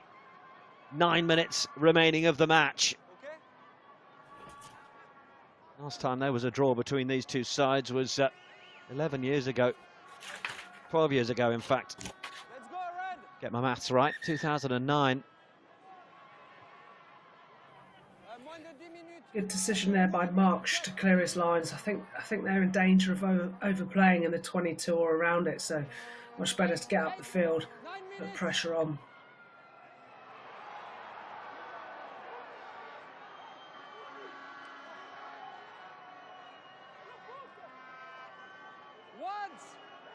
Ball is there for Georgia. Oh, it's a penalty that's gone to Portugal. Obstruction, the call from Romain Poit. You know, Rocky Clark, I've managed to make 2009 to 2022.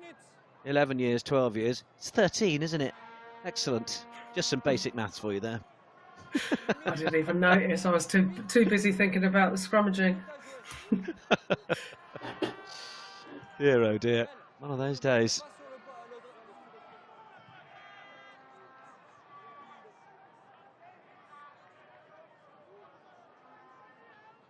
It'll be a game where a draw feels more of a result for Portugal than it will do for Georgia.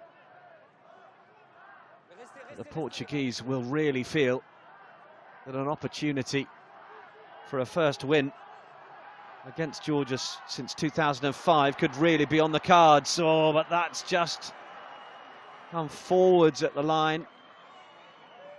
What a shame he was away then, wasn't he? He just got to keep hold of the ball. It's like they're playing volleyball. It's like slap down. Just got to get two hands up, get in front of your opposite number. Simple. Simple when you know how. 7 minutes to play. 7 minutes. Let's go, Green.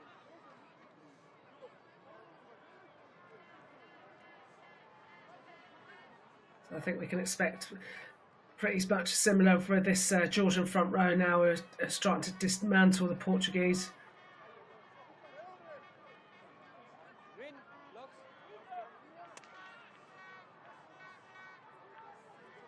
Catch. Fine. Set. 35 cap. Portugal. Aprasadze, decent scrum. Georgia being driven. Oh, sorry, Georgia doing the driving, I should say. Aprasadze contemplates the quick one, but probably on the edge of his 22. Quite rightly, Amjandadze says, hold up a minute, pal. Let's take some yards up the touchline.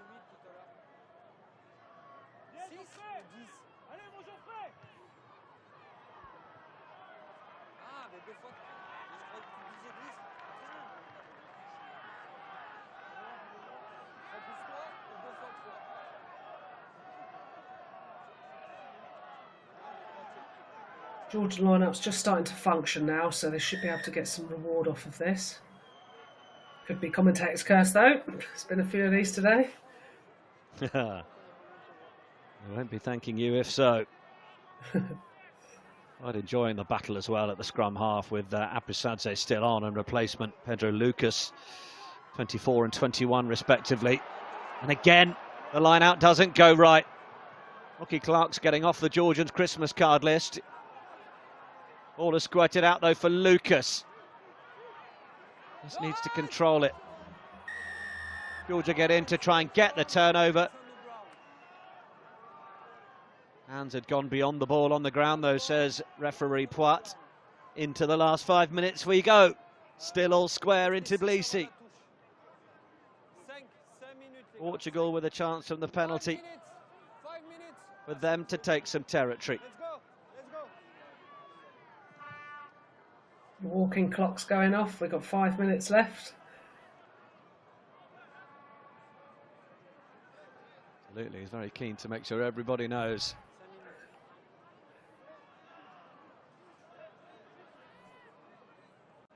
Again, Then it comes through Marks in that fly half channel. Tackle, they've got to release David Wallace, who got knees to the ground.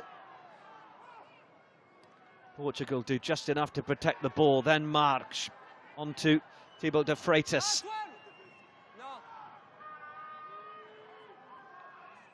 Could almost forgive Portugal for playing a bit of keep ball to see out the draw, but you just sense that their invention, their opportunity to pick lines could mean they deserve or get a bit more than that. It looked like it might almost be on for a moment there as Lucas came through.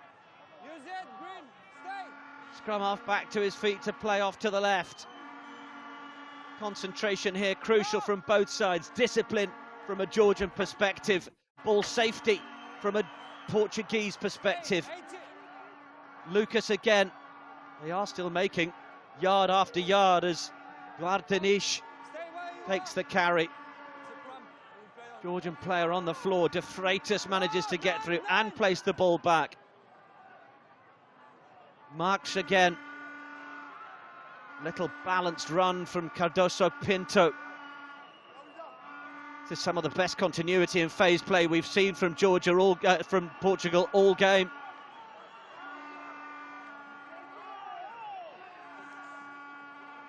Certain suggestion that Lucas wanted a little bit more there. They might have numbers out to that left side. Oh, surely it had to go. Ball has gone forwards, has it? Well, you just wonder. You see so many times scrum halves looking to buy a penalty. Mamam Tashrili was on the floor. I think Marks is a little frustrated.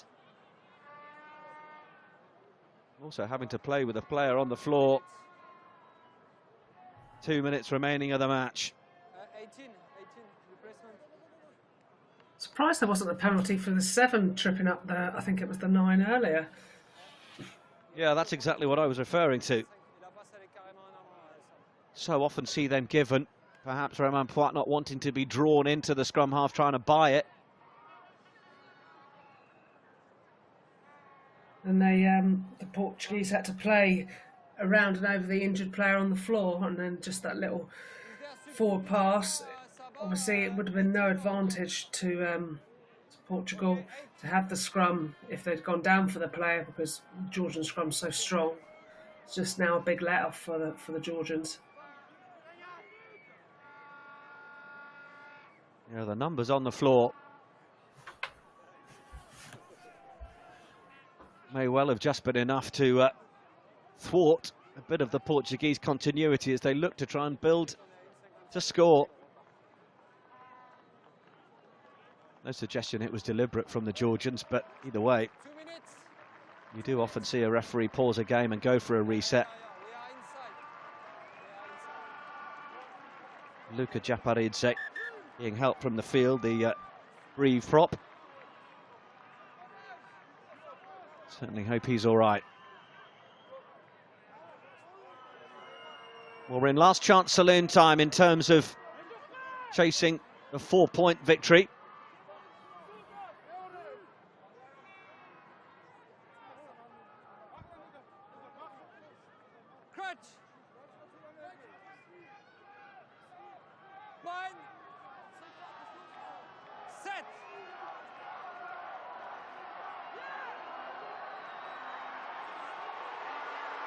Georgia look to break. Oh, it's a brilliant bit of work up the touchline. Still a long way to go. Tackle comes in from Appleton. Georgia with quick ball. Firing up from the short side. Now they get it wider. David Meski. Oh, Georgia going to snatch victory from the jaws of defeat here.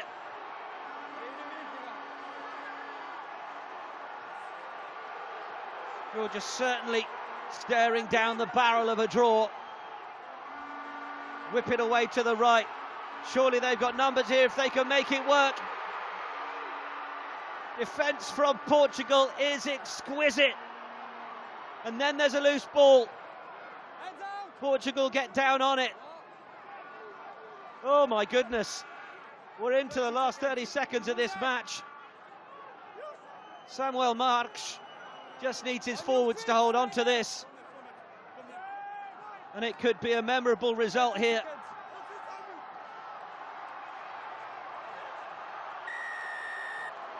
It's going to be a penalty. Georgia going offside. The clock ticks into the red.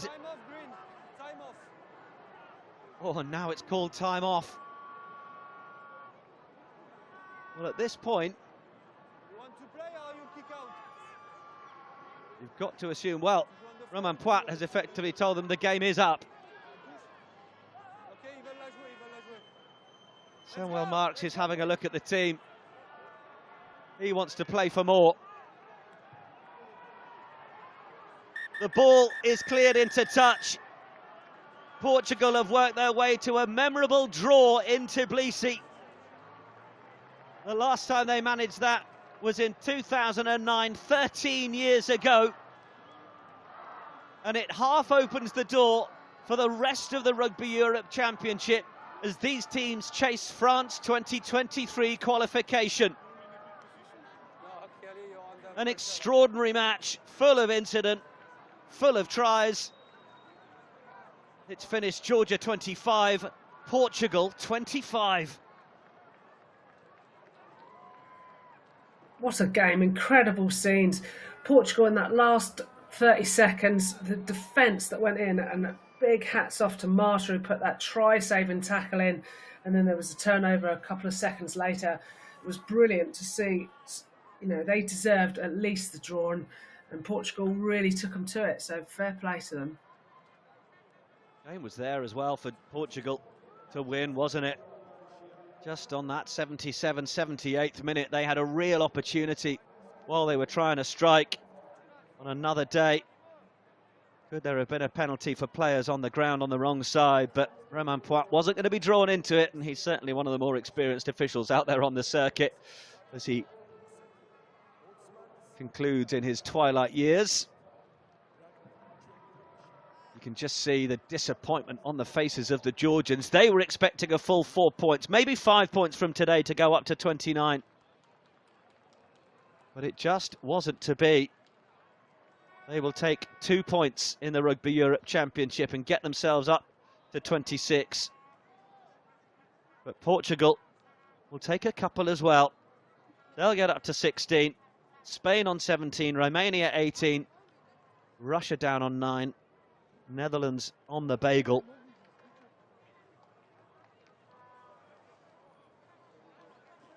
Not a bad way to start a Sunday, Rocky Clark. I know, I had me on the edge of the seat. I could have gone either way. Nail-biting, exciting, a little bit loose at times, but certainly what a way to start your Sunday.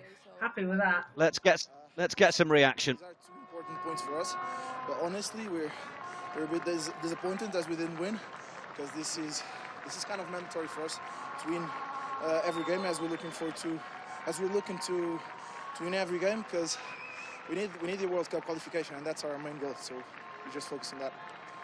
Okay, thank you very much. Thanks.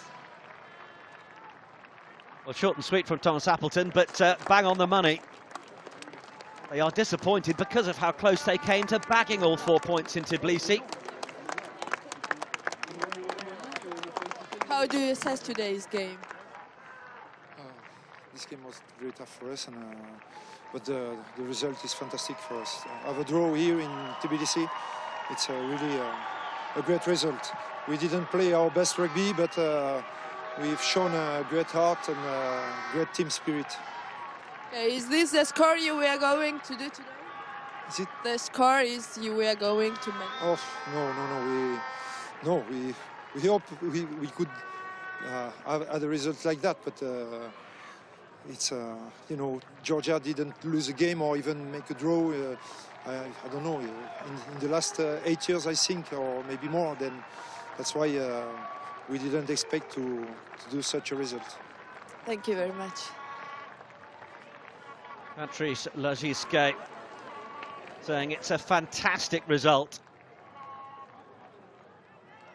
You can tell him Georgia have won their last 20 matches in the Rugby Europe Championship. Their last tasted defeat in 2017, losing 8-7 to Romania. Look, I guess it was an exciting game all Georgia the way reaction. to the end, to the 80th minute. It's probably a fair result, the draw. So, look, we made a few too many errors in the first half, but it was, you know, both teams played really well, and yeah, it's probably a fair result, really. Okay, and how do you assess the playing of the rival? Yeah, like these games are always really tight. There's only 2 or 3 points in it, so you know they've improved a hell of a lot over the last 18 months, and you know it was a great game of rugby. Unfortunately, we didn't quite get the win, but you know we focus and move on for next week. Thank you very much. Thanks.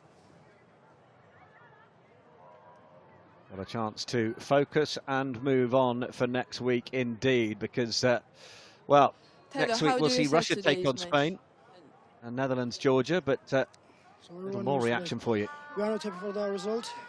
We made a lot of mistakes in the first half, which made us in the pressure, especially the second half as well. We take yellow card, pressure. We were above the score, like 7 points. We were under pressure, so there wasn't that game like we wanted. Okay, and Portugal were announcing that they were going to make the sensational game today. And do you think that this was a sensation for them? I think there was for them, but there was not a good game for us. Like maybe there was a sensational game for them, but no, not for us. Okay, thank you very much. Thanks. Tedo Abjandadze then giving his reaction. Before that, Corey Brown, one of the coaching team with Levan Maisashvili for Georgia. And, well, just a remarkable performance from Portugal to get themselves that draw. They will go on to face Romania next week, who finished 34 points to 25 losers against Russia. Russia will take on Spain. And Spain overcame the Netherlands by 43 points to 0. And it is the Netherlands against Georgia. A chance for Georgia to get, you would imagine, back to winning ways. But it has certainly made things very, very interesting as far as France 2023 qualification is concerned. The Rugby Europe Championship serving up top quality entertainment and drama once again. Great to have your company watching with us. Don't forget to tune in to those games next week, starting on the 12th of February. 10 o'clock UTC GMT time, Russia against Spain, Netherlands against Georgia, and Romania against Portugal. It's finished all square, and a delighted and happy Portugal taking 2 points from Tbilisi, 25 all from Rocky Clark and from me, Nick Heath. A very good afternoon to you.